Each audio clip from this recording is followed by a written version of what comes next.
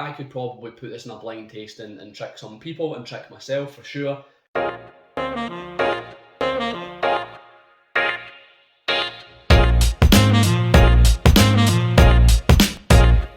Hey, how's it going? And welcome to Whisky Whims with me, Stuart. Today we've got something different on the channel. It's still whiskey, so it's not that different. We're not going to rum, we're not going to vodka or gin just yet. I don't know if I'll ever do that.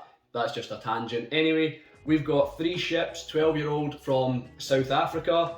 I could have reviewed this a lot earlier when I first got it, when there was a lot of hype about it. But I like waiting and getting a kind of good feel for the whiskey rather than just jumping right into it. I probably would have got more views when it first came out, people want to know about it, but yeah, that's not my style. So it's from South Africa, it's bottled, I don't know if it's owned by Distell, I think Distell might own them. It says marketed by Distell, so it's possible that it is owned by Distell, I'm not sure entirely, but I only know a little bit about this. It's non-chill filtered, it's got no added colouring, it's got slightly peated barley, 30 ppm, Scottish sourced barley as well, so I'm not sure where that comes from, if it's mainland, islands, possibly, it's most likely mainland, but yeah, it's Scottish sourced peated barley. Comes out the still, I believe, 65 or 68% ABV, and after 12 years of maturation, as you can see, it's got the age on there, 12 year. After 12 years of maturation, the ABV is still quite high, still about 65%. So they've reduced it to 46.3%. It's a little weird on the bottle. I was watching Ralphie's video, he done a video on this, just getting some tips from the master, and I noticed he was saying that on the bottle it doesn't say non-chill filtered or no added colouring, and I'm trying to see if he's wrong.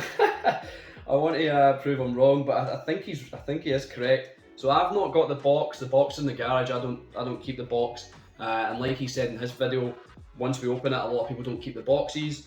So it's quite unusual that they've not got it in the bottle. You'd think that was something they'd want to have like stamped right on that bottle there, but they've got the age. That's fine, 12-year-old. They've got it in South Africa. I'm just trying to see if they've got anything else. It doesn't say on here, I don't think. That doesn't say on here, but I believe the casks selected, 90% of them are refill American oak and 10% are first fill American oak. So that's quite interesting, quite an interesting cask selection. So we'll see how that comes through in the whiskey itself. But no, there isn't any information on here regarding chill filtering or added colouring, but there is on the box, as Ralphie said and quite clearly pointed out. Which is quite interesting, I think. But anyway, we'll get down to the whiskey. This retails for about £45, which is quite good for an international foreign whiskey, imported whiskey, whatever you'd like to call it. Possibly because it comes through Distell, maybe brings the price down a little bit compared to other whiskies. I'm not sure how it works really. Obviously American comes over here, bourbon gets quite a bit of a premium on it compared to over in America, and it's probably the same the other way about with taxes and importing costs. So yeah, we'll get down to this, the nose and the palate and the finish.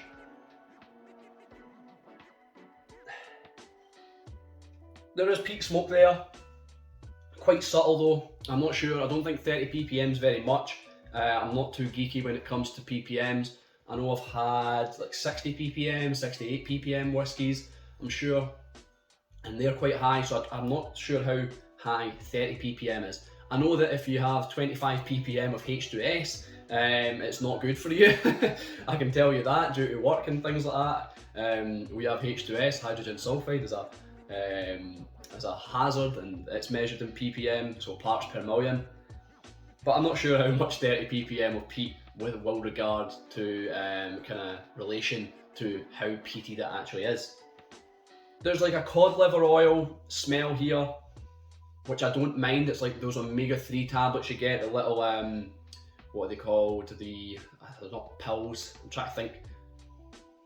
They're not tablets, they're not pills, they're the other ones, the kind of soft, it's not like plastic, it's like a kind of, it degrades. You know what I'm on about anyway. Omega-3 capsules, that's the word. Jesus Christ. It's quite herbaceous, also spicy, with camphor. There's a slight synthetic note, reminiscent of bourbon, reminiscent of a grain whiskey. That chemical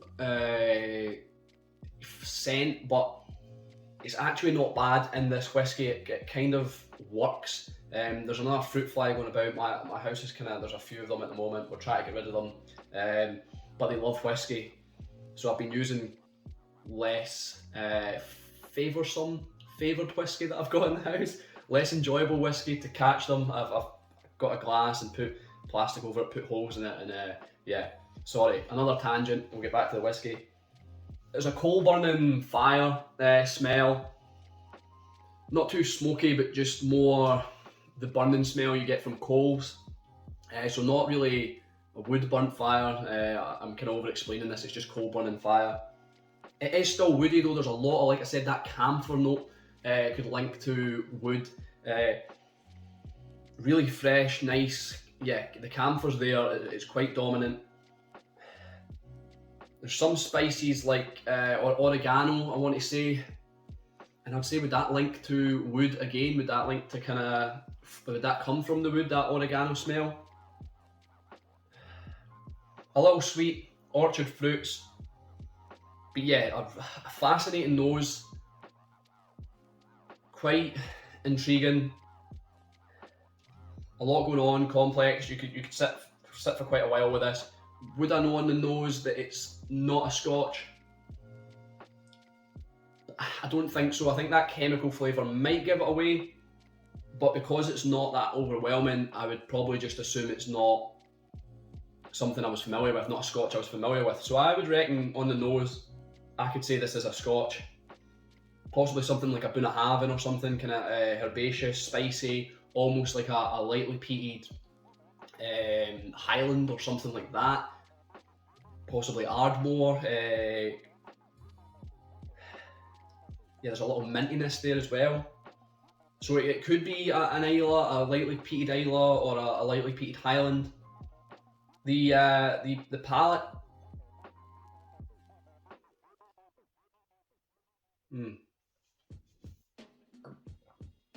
It's soft to begin with, but it's quite oily and nice, a really nice mouthfeel. It coats the mouth.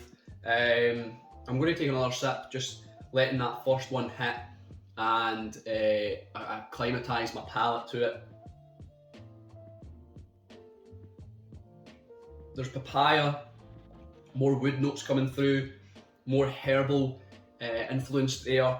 There's like a burnt toast flavour, but this is going to sound rather ridiculous. It's like a peated burnt toast. I don't know, maybe you've, no, there's no way to try and correlate this to anything. I cannot try and link this any analogy whatsoever. It's peat burnt smoke, peat burnt toast. That's all I can do. Say your toaster's run on peat, I don't know, something like that. That's what this tastes like, peat burnt toast. Some pistachio nuts there, rather savoury on the palate, draws your cheeks in a little. There's still some sweetness there though, like a kind of honey flapjack, a little bit of a crunch to it. And to end the whiskey, a little minerally and a little minty and mineral, just on the end of the palate there. The mineral wasn't there before in the nose, but the mint was there, so that's just coming through in the palate. Some sort of mint. The finish,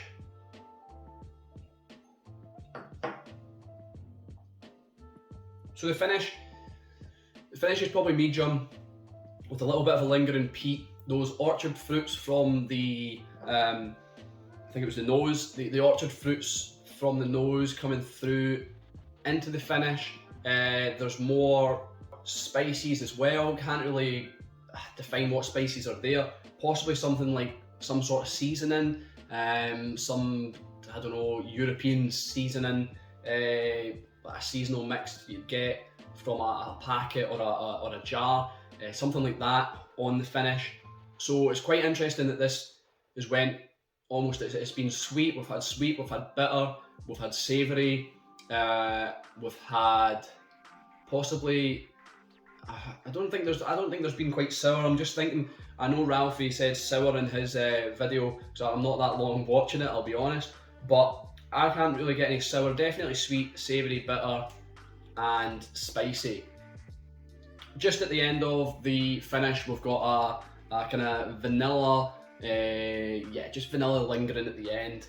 It's really quite fascinating, this whiskey. I think I would struggle to say this is not Scottish. There's possibly something there that gives it away, a little bit of a undefined, I wouldn't say funk, but an undefined twist, or funk maybe is the right word. There's an undefined character, an undefined enigma there that kind of throws you up towards a foreign whiskey, something that's just not quite right. Not that it's bad, it's just not quite Scottish, but it's very well presented. This is complex, there's a lot going on.